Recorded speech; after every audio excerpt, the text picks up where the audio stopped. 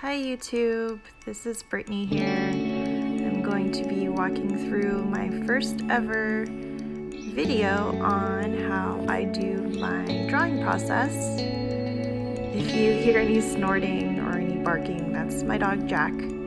He's my French bulldog, a rescue of course. So here I am just drawing my owl and doing the ink work first.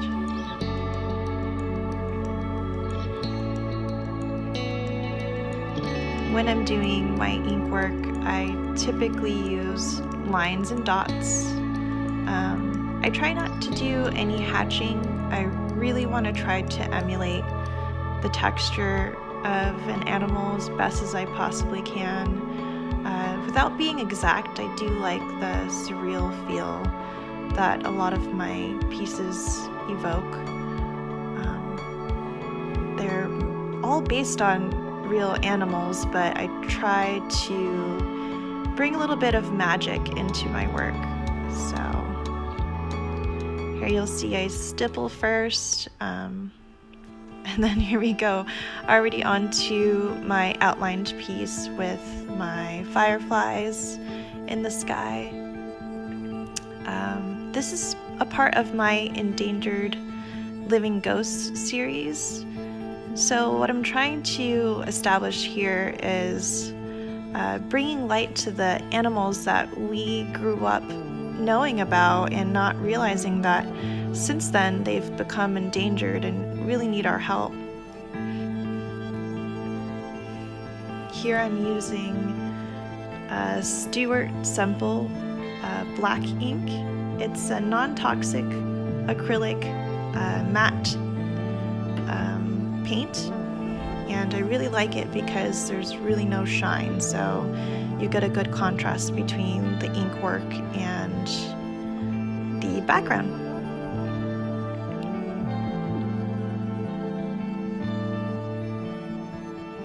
So I wanted to leave this piece black and white with hints of gold just to give it that stark feel, you know, when you're outside and it's dark out and the only light is the moonlight. There's very little color outside.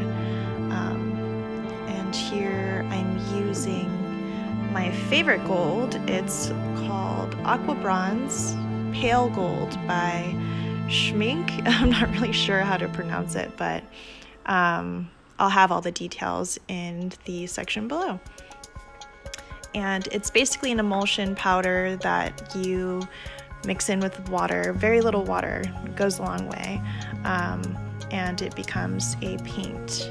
Now I've had it since October, so it's lasted quite a while.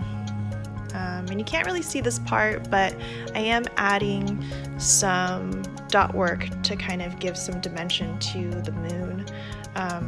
Doing a really surreal looking moon here, so it's not anything realistic looking, but I'm currently using microns, trying to look for a little bit more of a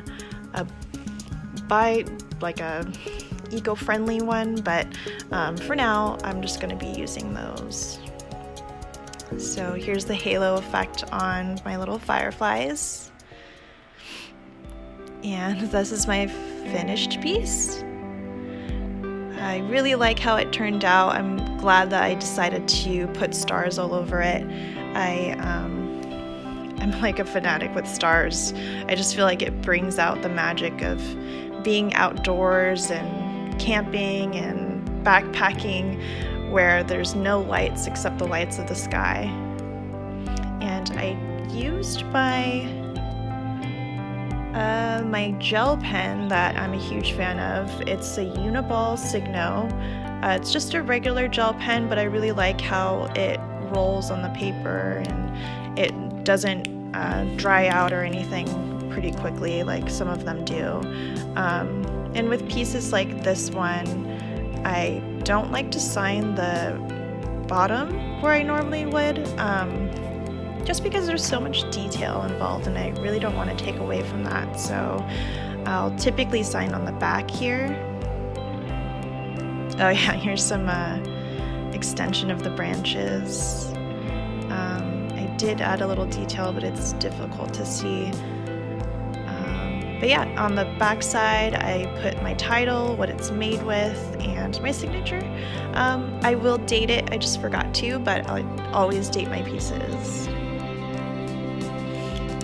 And you can see some fingerprints here, but I go over all of my pieces with a varnish spray, so that should soften those up and make it uniform and beautiful. But yeah, thank you for watching my first ever YouTube video. I hope to make more of these. I know I'm a little bit awkward, but I mean, you just need to go get it and just do it. But yeah, here's some parts of my piece in detail, and I hope you enjoyed this. If you have any questions, please ask. I'm new to this too, so it's a learning process for all of us. Thank you. Have a good day.